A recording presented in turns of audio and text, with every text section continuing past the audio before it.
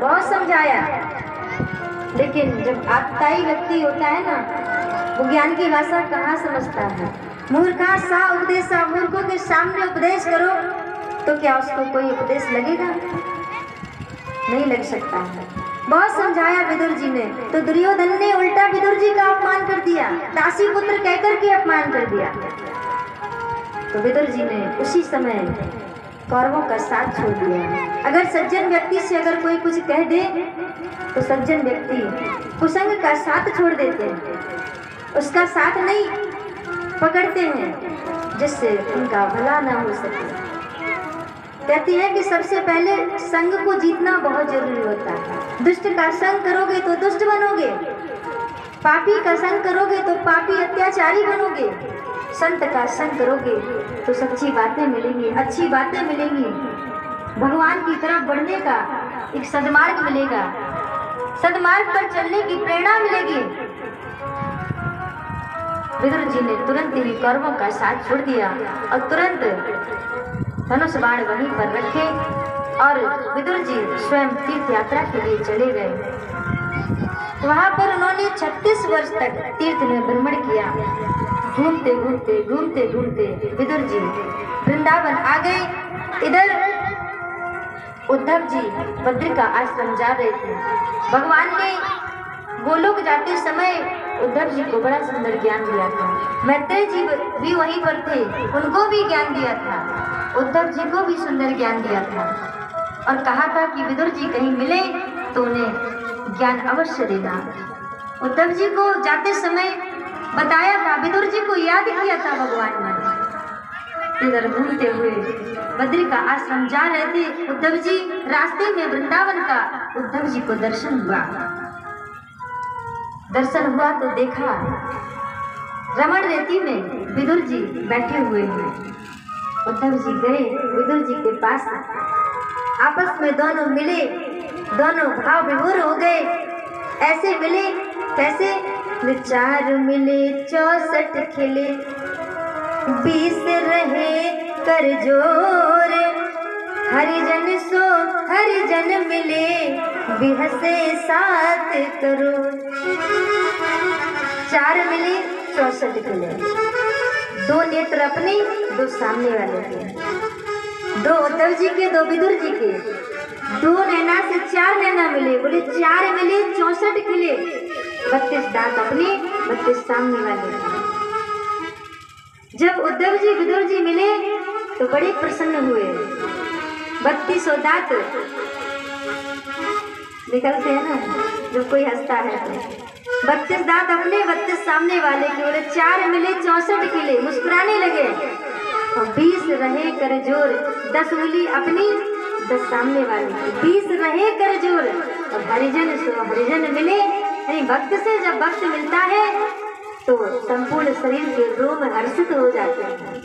3.5 करोड़ अपने और 3.5 करोड़ सामने वाले के। बड़ा आनंद हुआ, दोनों आपस में मिली, दोनों में चर्चा हुई और उद्धव जी ने सुंदर ज्ञान दिया। उद्धव जी ने कहा कि भगवान गोलोक चले गए हैं सबको छोड़ करके, मुझे बहुत बुरा लगा। मुझे भी बद्री का आश्रम जाने की आज्ञा दी है प्रभु ने, लेकिन यहाँ पर आपका दर्शन हुआ तो मुझे बड़ा अच्छा लगा। दोनों में वार्तालाप हुई और भगवान की लीलाओं को सुनाया। उद्धव जी ने विदुर जी को बाल लीला को सुनाया, कुमार अवस्था की लीला को सुनाया, पौगंड लीला को सुनाया, वृंदावन की लीला को सुनाया। सारी लीलाओं को सुनाते हुए जब गोलोक गमन की बात बताई विदुर जी को तो विदुर जी को दुख हुआ। विदुर जी दुखी हुए, उन्होंने और भगवान की कथा को सुनना चाहा और कथा सुनने की इच्छा प्रकट की। तो उद्धव जी ने कहा कि विदुर, मेरे पास ज़्यादा तो समय नहीं है, भगवान ने मुझे बद्री का आश्रम जाने की आज्ञा दी है, चरण पादुका भी दी है, अब मुझे आज्ञा दो, तुम्हें और ज़्यादा कुछ सुनना है। तो मैत्रेय जी भी मेरे पास थे, जिस समय भगवान ने ज्ञान दिया तो मैत्रेय जी भी वहीं पर थे। तुम्हें और ज्यादा ज्ञान सुनना है तो हरिद्वार चले जाओ, वहां पर मैत्रेय जी विराजमान है, वो सारी कथाओं को तुम्हें सुनाएंगे। आज उद्धव जी ने विदुर जी को हरिद्वार मैत्रेय जी के पास भेजा। वहां पर दोनों का मिलन हुआ। मैत्रेय जी के पास जाकर के विदुर जी ने बड़े सुंदर प्रश्न पूछे। विदुर जी ने प्रणाम करके मैत्रेय जी को पूछा कि भगवान सृष्टि कैसे करते हैं। सर्वप्रथम यही पूछा, क्योंकि सृष्टि में बहुत चीजें आती हैं, ज़्यादा समय नहीं हो पाता इसलिए नहीं बता पाते। सृष्टि में विदुर जी ने पूछा मैत्रेय जी से कि भगवान सृष्टि कैसे करते हैं। तब मैत्रेय जी ने बताया कि भगवान नारायण के नाभि से कमल, कमल से ब्रह्मा और ब्रह्मा से सनकादिक महात्माओं का जन्म हुआ। तो सनकादिक महात्माओं से ब्रह्मा जी ने कहा कि जाओ सृष्टि करो। तो सनकादिक महात्मा तो ब्रह्मचर्य का अवतार है। इन्होंने ब्रह्मचर्य को धारण कर लिया और ये वन की ओर चले गए। इन्होंने प्रजा उत्पन्न करने के लिए मना कर दिया कि हम ये काम नहीं करेंगे। अब ये सनत कुमार तो चले गए। तो ब्रह्मा जी ने फिर 10 मानस पुत्रों को जन्म दिया। सनकं च सनंदं च सनातनं भात्म्यभू सनत कुमारं च मुनि निष्क्रियानूर्ध्वरे दशा। सनत कुमार का जन्म हुआ। इसके बाद 10 मानस पुत्रों को जन्म दिया, जिसमें मरीचि, अत्रि, भृगु, वशिष्ठ आदि नारद का जन्म हुआ। इसके बाद ब्रह्मा जी ने अपनी छाया से ऋषि कर्दम को जन्म दिया। हृदय से काम का जन्म हुआ। अनेक कथाओं का श्रवण कराते हुए मैत्रेय जी कहते हैं, फिर भी ब्रह्मा जी को शांति नहीं मिली तो उन्होंने अपने शरीर के 2 भाग कर दिए, जिसमें दाएं अंग से स्वयं मनु का जन्म हुआ, बाएं अंग से रानी शत्रुपा का जन्म हुआ। तो ब्रह्मा जी ने मनु से कहा कि सृष्टि करो। तो मनु ने कहा कि प्रभु सृष्टि कहाँ से करें, जगह तो है नहीं, पृथ्वी तो रसातल में डूबी है, तो सृष्टि कहाँ से करें। तो ब्रह्मा जी सोच में पड़ गए, चक्कर में पड़ गए और सोचने लगे। तभी ब्रह्मा जी के नासिका छिद्र से 12 भगवान का अवतार हो जाता है। बोलिए 12 भगवान की, बोलिए आनंद कंद भगवान की। 12 भगवान का अवतार जो है ये संतोष का अवतार है। 12 भगवान ने पृथ्वी को रसातल से बाहर निकाला। और ध्यान दीजिएगा, पृथ्वी को अपने पास नहीं रखा, संतोष का अवतार है ना। गौधन, गजधन, बाजधन और रतन धन खान, और जब आवे संतोष धन, सब धन धूलि समान। 12 भगवान ने पृथ्वी को रसातल से निकाला बाहर और रास्ते में हिरण्याक्ष का वध भी किया, लेकिन पृथ्वी को अपने पास नहीं रखा। पृथ्वी को मनु के हाथों में सौंप दिया और वहां मनु के पास संतानें हुई। मैथुनी सृष्टि का आरंभ हुआ और मनु की संतान होने के कारण हम सभी मानव कहलाए। हम सब मनु की संतान हैं। मनु के शत्रुपा के पास संतानें हुई। 3 बेटियां हुई, आकुति, देवहूति, प्रसूति।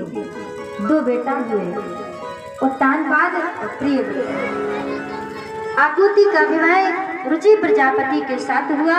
इनके यहाँ भगवान बेटा बन करके आए। इनके यहाँ यज्ञ भगवान का अवतार हुआ।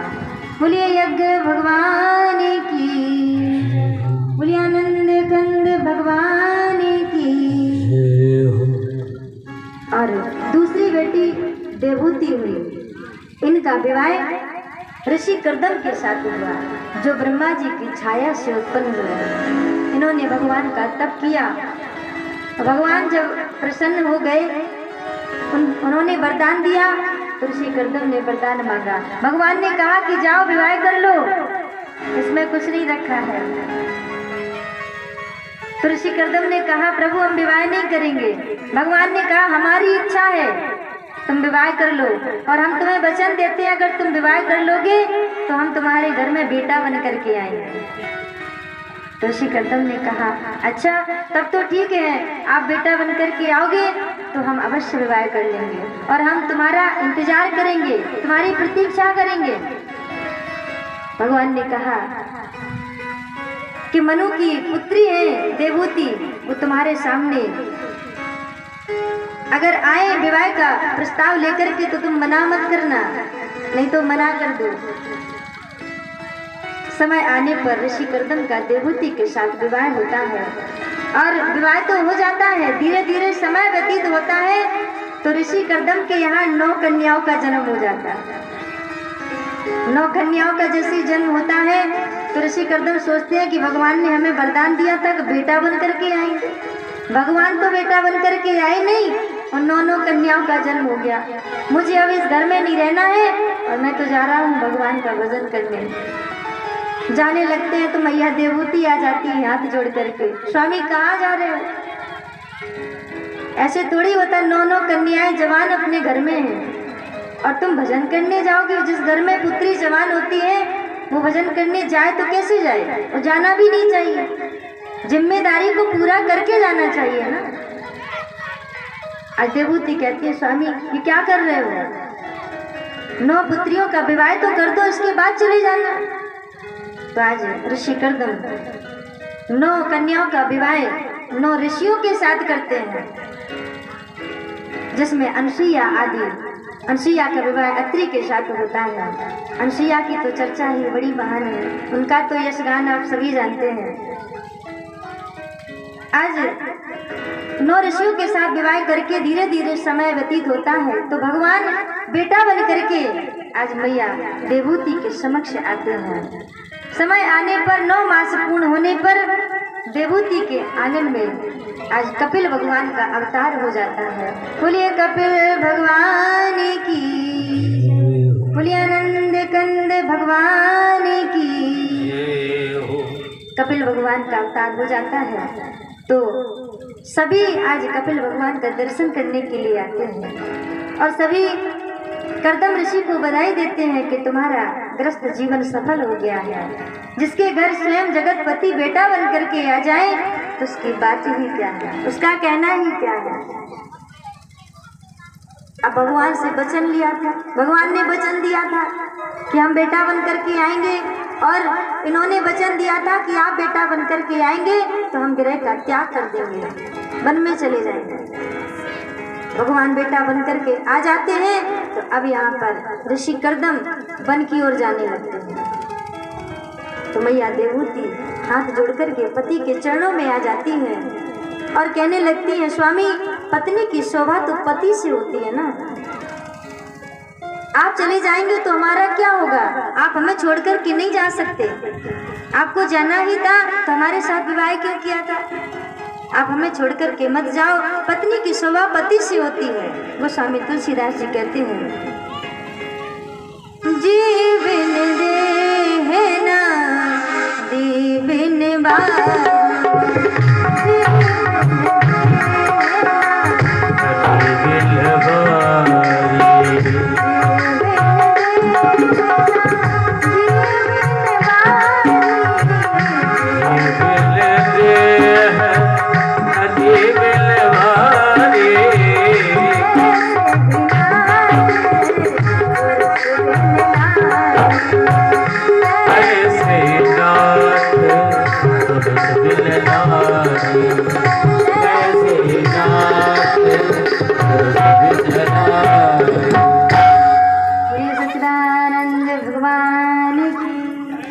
आनंद कंद भगवान की। आज देवहूति मैया कहती हैं स्वामी आप मुझे छोड़कर के मत जाएं, सबने मुझे छोड़ दिया है, आपने मुझे अपनाया है, आप मुझे छोड़कर के मत जाएं। मैया देवहूति करुण क्रंदन करके रोकती हैं अपने पति को, स्वामी मत जाइए। लेकिन ऋषि कर्दम कहते हैं देवी संसार के पतियों से तब तक ही लेना देना रखना चाहिए, कब तक? बोले जब तक जगतपति बेटा बन करके ना आ जाए, जब तक जगतपति का दर्शन ना हो जाए तब तक संसार के पतियों कि खूब सेवा करो, तन मन धन से अच्छे से सेवा करो, उनके चरणों में अपना जीवन समर्पित कर दो। जिस समय भगवान बेटा बन करके आ जाए, जिस समय भगवान आ जाए, उस समय संसार से क्या लेना देना। लेकिन देवी तुम तो भाग्यवान हो, तुम्हारे घर में जगतपति बेटा बन करके आए हैं, तो फिर अब संसार के नकली पतियों से क्या लेना देना। इसलिए आसक्ति को त्याग दो और तुम्हारे घर में भगवान बेटा बन करके बैठे हैं, कुछ ज्ञान जाकर के उनसे ले लो।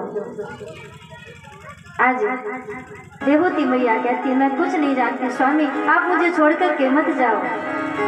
देवती मैया कहती है छोड़ बैठा है सारा जमाना हमें, छोड़ बैठा है सारा जमाना हमें।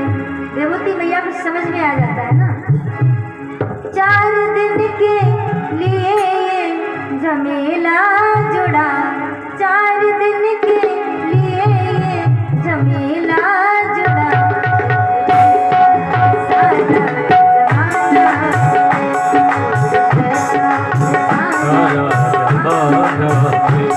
सारा दिल के लिए मेला जुड़ा,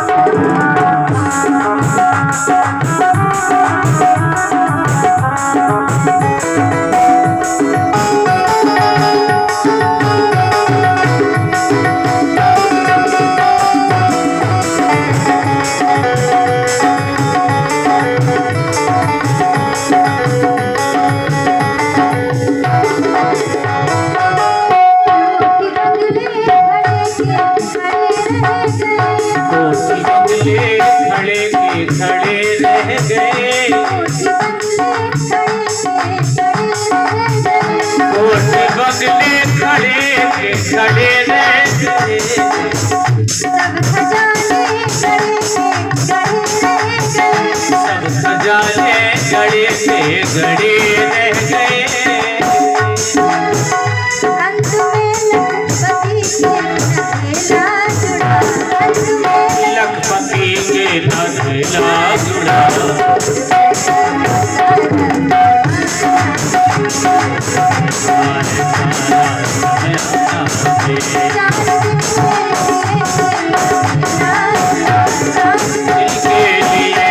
नथेला जुड़ा।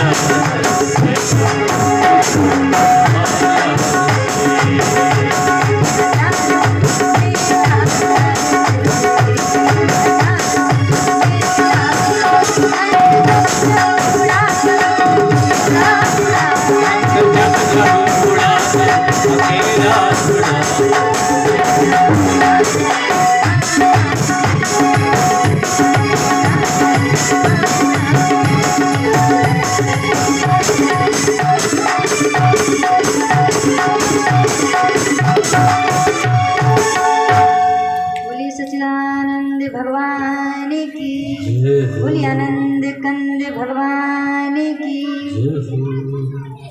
बोलिए सदगुरु महाराज की। देखो जय कैसे बोल रहे, हमारी आवाज नहीं निकल रही, कम से कम तुम्हारी तो आनी चाहिए ना। जयकारा हमेशा जोर से लगाना चाहिए। 2 दिन से कह रहे हैं, बोला नहीं जा रहा, हमसे क्या करें। बोलिए वाके बिहारी लाल की। ऐसे ही बोलोगे तो करंट भी आएगा, तब कथा में भी मन कहने में भी लगेगा और आपको सुनने में भी। बड़ी सुंदर कथा का भाव है। आज ऋषि कर्दम कहते हैं मैया देवहूति से, देवी अब तुम्हारे घर जगतपति आ गए हैं, अब संसार के पति से कोई लेना देना नहीं, मुझे जाने दो, मुझे आज्ञा दो। और अब तुम्हारे घर में भगवान बेटा बन करके आए हैं ना, अब उनकी शरण ग्रहण कर लो। ऋषि कर्दम चले जाते हैं भगवान का भजन करने के लिए। इधर मैया देवहूति अपने बेटा के चरणों में आ जाते हैं। ध्यान दीजिएगा, अपने बेटा के सामने हाथ जोड़कर के बैठ जाती हैं मैया देवहूति और अपने पुत्र को यानी कपिल भगवान को आकर के प्रणाम करती हैं। पति ने बताया है ना कि तुम्हारे घर में बेटा बनकर के भगवान आए हैं, तो मैया देवहूति आज चरणों में आकर के हाथ जोड़कर के बैठ जाती हैं और अपने पुत्र से निवेदन करती हैं, भगवान से निवेदन करती हैं। कपिल भगवान से कहती है मैया देवहूति कि प्रभु मुझे ये बताओ कि संसार में सभी जीव सुखी होना चाहते हैं, कोई दुख चाहता है? कोई संसार में दुख चाहता है? कोई नहीं चाहता। और देखा जाए संसार का नियम है बदलते रहना, संसरती संसारा, संसार सरकता रहता है। समय के अनुसार हम संसार में ढलते रहते हैं। बाल अवस्था आती है, इसके बाद थोड़ा बड़े होते हैं, किशोर अवस्था आती है, इसके बाद थोड़े और बड़े होते हैं, युवावस्था आती है, थोड़ा और आगे बढ़ते हैं, प्रौढ़ अवस्था आती है, फिर आगे बढ़ते हैं, वृद्धावस्था आ जाती है। बदलते रहते हैं ना। और ये संसार जो है ये दुखालय है, इसमें दुख ही दुख है। अगर सुख खोजोगे तो क्षण मात्र के लिए सुख मिल तो जाएगा, लेकिन उसके बाद पुनः दुख ही आएगा। तो मैया देवहूति आज भगवान के चरणों में बैठ कर के भगवान से निवेदन करती हैं, भगवान से पूछती हैं कि प्रभु इस संसार में सभी जीव सुखी होना चाहते हैं लेकिन सुखी होते नहीं हैं, इसका क्या कारण है? प्रभु मुझे ये जानने की इच्छा है। संसार में जो भी व्यक्ति आता है वो सब सुख पाना चाहता है लेकिन सुख मिलता नहीं है। जीवन निकल जाता है, जन्म से लेकर के मृत्यु तक पहुंच जाता, लेकिन उसको सुख नहीं मिलता। इसका क्या कारण है? जब संसार में सुख होगा तभी तो मिलेगा। भगवान ने कहा मैया देवहूति से संसार में सुख होगा तभी तो मिलेगा, जब संसार में सुख है ही नहीं तो मिलेगा कैसे? तो मैया देवहूति ने कहा प्रभु तो सुख कहाँ है? बोले सुख तो परमात्मा के चरणों में है।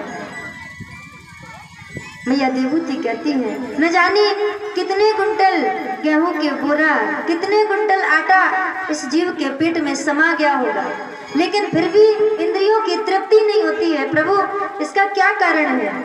सब जीव सुखी होना चाहते हैं फिर भी सुखी नहीं होते हैं, फिर भी दुख ही मिलता है, इसका क्या कारण है? भगवान कहते हैं मैया इसका कारण है मन। ध्यान से सुनना। बोले संसार में सब जीव सुखी होना चाहते तो सुखी क्यों नहीं होते, इसका क्या कारण है? भगवान कहते हैं मैया इसका कारण है हमारा और तुम्हारा मन। बोले वो कैसे? बोले मोक्ष तो मन को ही मिलता है, मन कभी मरता नहीं है। न मन मरा न माया मरी, मर मर गया शरीर और आशा तृष्णा ना मरी, कहे गए दास कबीर। इच्छाएं तो मरते दम तक रहती है, प्राण निकल रहे होते हैं, लेकिन जिसकी आसक्ति अगर सोचो कि भैंस में है या धन में है, संपत्ति में, उसको वही याद आएगा। मर रहा है फिर भी कहेगा ऐसा काम कर लेना, नहीं तो ये अधूरा रह जाएगा, फिर भी भगवान को याद नहीं करता है। ये मन, भगवान कहते हैं इस मन को मैया जो व्यक्ति सत्संग में लगाता है, भगवान की कथा में लगाता है, भगवान के चरणों में लगाता है, तो वो सुखी होता है और वो जीवन पर्यंत सुखी रहता है और जीवन पर्यंत वो सुख ही भोगता है, उसको आनंद मिलता है।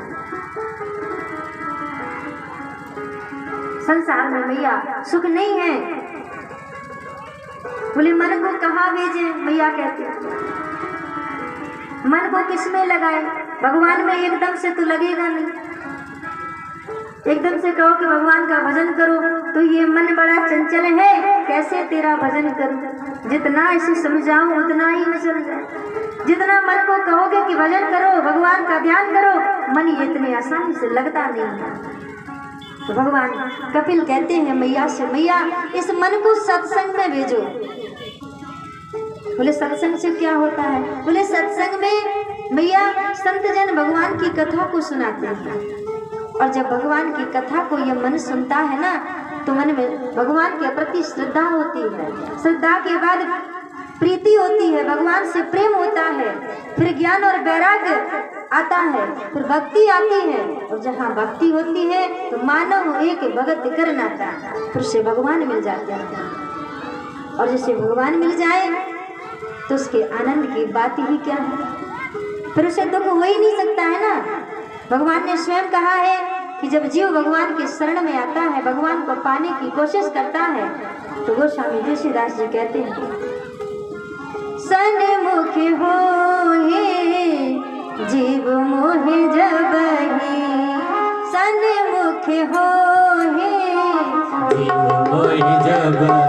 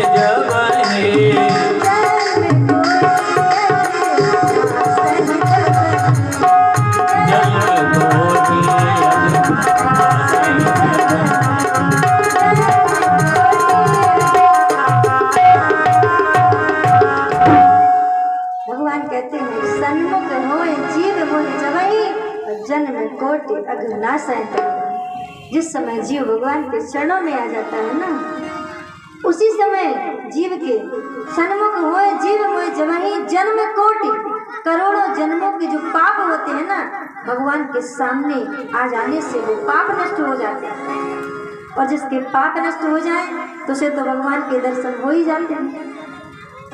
लेकिन वो कब, जब भगवान को जानने के लिए प्रयास करेंगे, परिश्रम करेंगे,